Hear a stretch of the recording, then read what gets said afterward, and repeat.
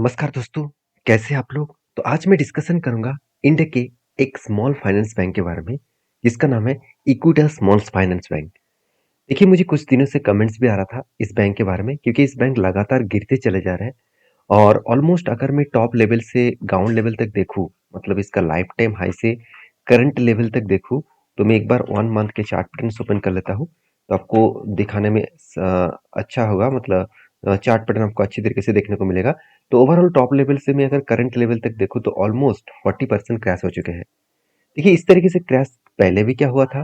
देखिए, 2022 के डेटा के हिसाब से बात किया जाए, तब भी इस तरीके से कुछ सेम टू सेम 48% के टू 50% के आसपास क्रैश हो गया था।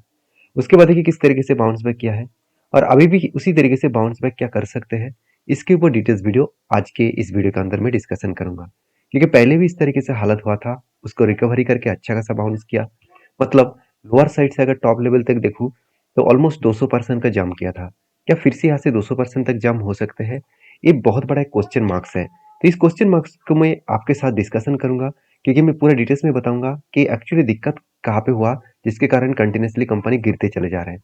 तो चलो वीडियो को शुरू करते हैं। शुरू करने से पहले रिक्वेस्ट करूंगा, चैनल को सब्सक्राइब नहीं किया तो जरूर कर लीजिएगा, क्योंकि इसी तरीके से स्टॉक के बारे में अपडेट्स, मार्केट के बारे में अपडेट्स एंड सारे जो मार्केट रिलेटेड जो क्वेश्चंस है, उसके बारे में चर्चा मैं इस वीडियो के अंदर करने वाला हूँ। तो सबसे पहले इस कंपनी के गिरावट के कारण सबसे पहले समझ लेते हैं। देखिए, मैं सीधा सीधा कारण के ऊपर लेके जाता हूँ। देखिए, मैं अगर कंपनी का क्वार्टरली इस बार रिजल्ट के देखूँ, ध्यान से देखना इस चीजों को। पिछली बार जो क्वार्टरली रिजल्ट हुआ था 1300 करोड़, मतलब कंपनी का जो रेवेन्यूज था बहुत शानदार था। इस बार और भी शानदार हुआ। और देखा जाए तो आज तक की सबसे हाईएस्ट रेवेन्यूज बने। हर साल को आप नोटिस करेंगे सितंबर का, तो कंपनी इस बार हाईएस्टली सेल्स रेवेन्यूज को जनरेट किया। अगर इंटरेस्ट एक्सपेंस को मेंटेन करने के बाद अगर नेट प्रॉफिट को देखूं, तो नेट प्रॉफिट का हालत थोड़ा सा बिगड़ चुके हैं। क्योंकि देखिए, आप ऑपरेटिंग प्रॉफिट, एक्सपेंस, सब कुछ देखिए, एक्सपेंस कितना ज्यादा हो गया, जो पिछले बार की तुलना से ऑलमोस्ट डबल के आसपास। और इसीलिए कंपनी का जो मतलब नेट प्रॉफिट है, वो सीधा सीधा 198 करोड़ से 13 करोड़ बन चुके हैं। उससे पहले 26 करोड़ था। ऐसा क्या हो गया, जो कंपनी हर साल खुद के नेट प्रॉफिट को बढ़ाते चले जा रहे थे, अचानक ऐसे क्या हो गया कि 200 करोड़ से सीधा सीधा 13 करोड़ तक आ चुके हैं? इसके पीछे एक बड़ा रीजन है, जो रीजन मैं आज के आपके साथ शेयर करूंगा। आप कहेंगे शायद कंपनी के सर बहुत सारे लोन डिफॉल्ट हो चुके हैं, एनपीए बढ़ चुके हैं। बिल्कुल नहीं। पहले तो एनपीए 2.46 था, आज एनपीए 0.97 है। मतलब आज तक की सबसे लोएस्ट एनपीए है।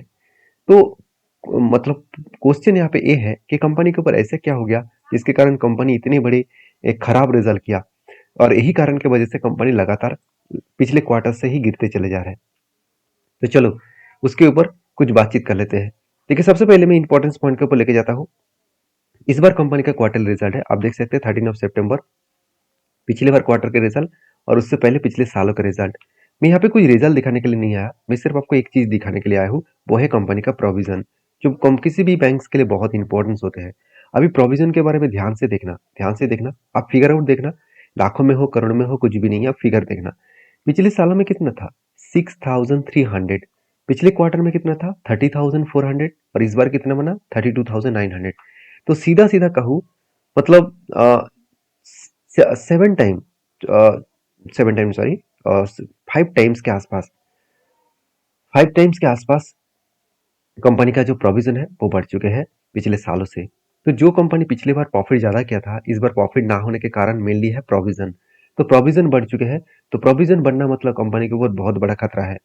प्रोविजन का मतलब क्या है? मान के चलिए कंपनी 100 रुपये का लोन दिया, और 100 रुपये लोन से मान के चलिए 50 रुपया लोन वापस आया।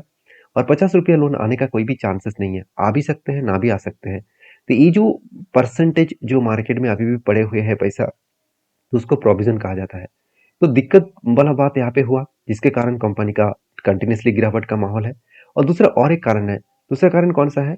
तो मैं वो कारण भी आपके साथ शेयर कर लेता हूँ, आप ध्यान से देखना। देखिए, एम एफ आई का मतलब क्या है? Micro finance industries. तो माइक्रो फाइनेंस इंडस्ट्रीज के ऊपर जो कंपनी लोन प्रोवाइड करते थे, देखिए, इक्विटा स्मॉल फाइनेंस बैंक नाम में से आपको पता चल चुका है, एक माइक्रो फाइनेंस कंपनी है। तो माइक्रो फाइनेंस करते क्या है? गांव गांव में जाकर छोटे छोटे ग्रुप को लोन देते हैं, और उस ग्रुप के लोन से ही कंपनी का बिजनेस चलते हैं। कंपनी अच्छा खासा वहां से इंटरेस्ट कमाते हैं। दिक्कत वाला ये हो गया कि आरबीआई ने एक रूल्स जारी किया कि कोई भी आ, आज के दिन में कोई भी बैंक्स वो लोन तो देंगे, मगर उसको सिक्योर लोन देना पड़ेगा। अभी सिक्योर लोन क्या है? देखिए 2 तरीके से लोन होते हैं, एक सिक्योर लोन, एक अनसिक्योर लोन। तो यहाँ पे सिक्योर लोन, अनसिक्योर लोन का मतलब क्या है? देखिए, मान के चलिए आपने एक मतलब 5 लाख का लोन का डिमांड किया बैंक के पास में जाकर और उसके लिए बैंक ने आपको कहा कि आपके जो घर के कागज़ात हैं उसको जमा करिए, उसके बाद बैंक लोन लीजिए। तो इसको कहा जाता है सिक्योर लोन क्योंकि आप अगर कल लोन ना दे पाए, तो आपका जो बैंक ने अपना जो घर का जो कागज़ रखे हैं, तो उसको वो नीलामी करके भी पैसा ले लेंगे, उठा लेंगे।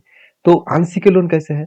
मान के चलिए बैंक ने आपको 5 लाख रुपया लोन तो दिया, उसके अगेंस्ट में कोई चार्जेस ही नहीं लिया, मतलब कोई गिरवी नहीं रखा, कोई भी एसेट को गिरवी नहीं रखा, तो इसको कहा जाता है अनसिक्योर्ड लोन।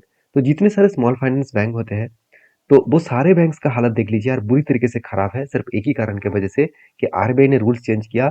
ये जो अनसिक्योर्ड लोन दिया जा रहा था उसको बंद करने के लिए नोटिफिकेशन भेज दिया है सारे बैंक्स को, और यही कारण की वजह से कंटिन्यूसली सारे स्मॉल फाइनेंस बैंक गिरते चले जा रहे हैं। तो क्या बैंक खराब परफॉर्मेंस कर रहा है? ऐसे बिल्कुल नहीं। अगर मैं परफॉर्मेंस को देखूं तो कंपनी का, देखिए मैं पहले ही बोल चुका हूँ, रेवेन्यूज में कोई भी चेंजेस नहीं है, कोई भी। कंटिन्यूसली कंपनी रेवेन्यूज को मेंटेन कर रहा है। और चलो मैं साल भर की भी डेटा दिखा देता हूँ। देखिए कंटिन्यूसली क्या हो रहा है, प्रॉफिट अलग लेवल में ग्रोथ हो रहा है। इस बार प्रॉफिट कम हुआ क्योंकि 2 क्वार्टर्स में कंपनी का प्रॉफिट कम हो गया। सेल्स में कोई भी चेंजेस नहीं है, उल्टा सेल्स सबसे हाईएस्टली है, मगर प्रॉफिट देख लीजिए नेगेटिव में चला गया। यही एक वजह है और यही एक कारण है जिसके कारण कंपनी के ऊपर करंटली एक साल में 29% का रिटर्न नेगेटिव देखने को मिला और ओवरऑल टॉप लेवल से 40 to 50% के आसपास करेक्शन देखने को मिला। तो यही एक कारण है जिस कारण की वजह से लगातार मार्केट में गिरावट देखने को मिला इस कंपनी के ऊपर। तो क्या इन्वेस्टर इस कंपनी के ऊपर माल बेचकर भाग रहा है? देखा जाए तो कुछ क्वांटिटी एफआईएस ने और कुछ क्वांटिटी डीएस ने बेचा, उसका सीधा सीधा फायदा पब्लिक ने उठाया। तो इंस्टीट्यूशन ने माल क्यों बेचा? क्योंकि देखिए जब इस तरीके से आरबीआई ने रूल्स चेंज किया, कंपनी का जो एसेट अंडर मैनेजमेंट है, जो एयूएम है वो कम हो जाएगा। क्योंकि देखिए कंपनी अगर खुद मार्केट को ज़्यादा लोन नहीं दे पाएंगे तो उसका रेवेन्यूज में इफेक्ट आएगा, उसका प्रॉफिट में इफेक्ट आएगा। अभी आपको चलो मैं दिखाता हूँ। देखिए कंपनी के जो बोरिंग्स है वो देखिए कंटिन्यूसली बढ़ते चले जा रहे थे, तो कंपनी खुद ज़्यादा लोन ले रहे थे दूसरों को लोन देने के लिए। आज सोचिए स्मॉल फाइनेंस बैंक दिक्कत में कहाँ पे आएगा? जो अनसिक्योर लोन इतने दिनों से दिया जा रहा था जिसमें सबसे ज़्यादा इंटरेस्ट कमा रहे थे और अच्छी खासी वो पैसा भी मार्केट से उठा पा रहा था। ऐसे नहीं कि अनसिक्योर लोन दे दिया मार्केट से पैसा नहीं उठा पाया, ऐसे बिल्कुल नहीं। अच्छा खासा लोन भी उठा पा रहे थे। तो आरबीआई के इस रूल्स के कारण अभी बोरिंग्स थोड़ा सा कम हो जाएगा क्योंकि वो लोन ज़्यादा खुद नहीं लेंगे, क्योंकि लोन दूसरों को देना ही नहीं है, तो लोन क्यों मैं खुद ज़्यादा लूँ? तो ये कारण की वजह से कंपनी के रेवेन्यूज और भी ज़्यादा गिर सकते हैं। क्या इसका कोई सॉल्यूशन नहीं है? देखिए बैंक कोशिश कर रहा है अभी सिक्योर लोन के ऊपर जाने के लिए। बैंक ने कुछ रूल्स चेंज किया है, रेगुलेशन चेंज ही करा है, तो इसके अगेंस्ट में कंपनी फिर से रिकवरी कर सकते हैं। अगर कंपनी के वैल्यूएशन वाइज बात करें तो कंपनी का वैल्यूएशन थोड़ा सा हाइक है, बाकी देखिए आरओई बहुत शानदार है। कंपनी इसके ऊपर इनकम भी अच्छा खासा हो रहा है, ये नहीं कहूँगा कि इनकम हो नहीं रहा, इनकम भी अच्छा खासा हो रहा है। तो सिर्फ कुछ रूल्स रेगुलेशन चेंज होने के कारण कि बैंक खत्म हो जाएगा, बिल्कुल नहीं। बैंक ठीक ठाक ही चलेगा। तो पहले भी जिस टाइम में इस तरीके से सिचुएशन बना था वो टाइम कौन सा था? वो टाइम था 2021। 2021 के बाद, 2021 के जुलाई के बाद नीचे गिरना स्टार्ट हो गया था। चलो वो भी टाइम भी देख लेते हैं। अगर वो टाइम भी देखे तो एक बार में वो टाइम में भी चले जाते हैं प्रॉफिट एंड लॉस के स्टाइल में। तो 2021, तो 2021 में अगर डेटा को देखें तो देखिए उस टाइम सेल्स जितना था उसके बाद नेक्स्ट क्वार्टर में, सॉरी नेक्स्ट साल में 2022 में फिर से सेल्स बढ़ता हुआ देखने को मिले। तो कंपनी का प्रॉफिट में क्या हालत था? देखिए प्रॉफिट थोड़ा सा ज़्यादा हुआ था, फिर भी कंपनी के ऊपर गिरावट का माहौल था। तो एक्चुअली हम लोग को 2021 का डेटा नहीं देखना है, हम लोग को 2022 का डेटा देखना है, क्योंकि 2021 में ही तो गिरावट स्टार्ट हुआ था। तो 2021 में कब? 2021 में जुलाई मंथ से, मतलब उससे पहले तो 2021 का मार्च का अपडेट आ चुके थे। तो मुझे जुलाई का डेटा देखना है। तो जुलाई का अगर डेटा देखूँ तो देखिए सीधा सीधा मैं कहूँ तो जुलाई का डेटा मतलब 2021 नहीं 2022 का डेटा देखना पड़ेगा। तो सेल्स ठीक है, एक्सपेंस थोड़ा सा ज़्यादा हो चुके थे और इंटरेस्ट भी ज़्यादा होना हो गया था, उसके अगेंस्ट में कंपनी का प्रॉफिट डाउन हो गया था। देखिए तब भी प्रॉफिट डाउन हुआ था, उसलिए कंपनी के शेयर गिर रहे थे। उसके बाद फिर जब कंपनी का प्रॉफिट रिकवरी हो गया तो फिर से कंपनी बूस्ट होना स्टार्ट हो चुके हैं।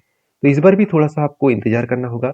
मुझे लगता है फिर से प्रॉफिट बढ़ने के कारण कंपनी फिर से यहाँ से रिकवरी कर सकते हैं। अगर रिकवरी करे तो सीधा सीधा कहूँ तो कहाँ तक जा सकते हैं? अगर मैं चार्ट को देखूँ तो कंपनी देखिए बार बार इस 52 वीक के लो को बार बार टच कर रहा है। यहाँ पे भी टच किए, यहाँ पे भी टच किए। यहाँ से अगर 52 हाई तक रिकवरी करे तो कितना परसेंट रिकवरी हो सकते हैं ऑलमोस्ट रिकवरी के हिसाब से बात करूँ, तो जो रिकवरी होने का चांसेस है, वो करीबन-करीबन मैं एक बार थोड़ा-सा इसको छोटा कर लेता हूँ देखने में आसानी लगेगा। हाँ, अभी रिकवरी जो होने का चांसेस है, अगर मैं उसके बारे में बात करूँ, तो ओवरऑल मुझे लगता है, अगर टॉप लेवल तक फिर से रिकवरी करे तो 68 टू 70% का रिकवरी होने का चांसेस है।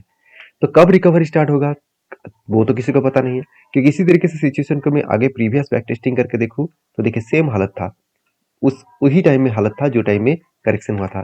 देखिए करेक्शन हुआ 52 वीक का लो में था और यहाँ से जब रिकवरी होना स्टार्ट हो चुके थे और रिकवरी जो हुआ कितने दिनों में हुआ, जब रिकवरी हुआ यहाँ से overall company 68% same to same 70% का रिटर्न दिया 175 दिनों में। तो आपको मैं सीधा सीधा कहूँ कि कंपनी के ऊपर मुझे तो पॉइंट ऑफ व्यू से ठीक ठाक ही लगा। कुछ पॉइंट्स वीकनेस है जिसको रिकवरी कंपनी को करना पड़ेगा। अगर वो रिकवरी हो जाए तो फिर से कंपनी में एक बूस्ट देखने को मिलेगा। तो मैं रिक्वेस्ट करूंगा इस वीडियो को एज ए रिकमेंडेशन के हिसाब से मत लेना। आप चीज़ों को समझ कर सीख कर काम करना, ब्लाइंडली ट्रेड मत करना, क्योंकि ब्लाइंडली ट्रेड करने से दिक्कत यही होगा कि आप बुरी तरीके से फंस सकते हैं। हर किसी का ओपिनियन लेकर काम नहीं करना है, हर किसी के ओपिनियन को आपको स्टडी करके काम करना है। तो मैं कोई सिविलिस्टर पर्सन नहीं हूँ, मैं पहले रिक्वेस्ट कर चुका हूँ, आप एक बार स्टडी करके काम करिए। मिलते हैं नेक्स्ट वीडियो में, तब तक के लिए धन्यवाद।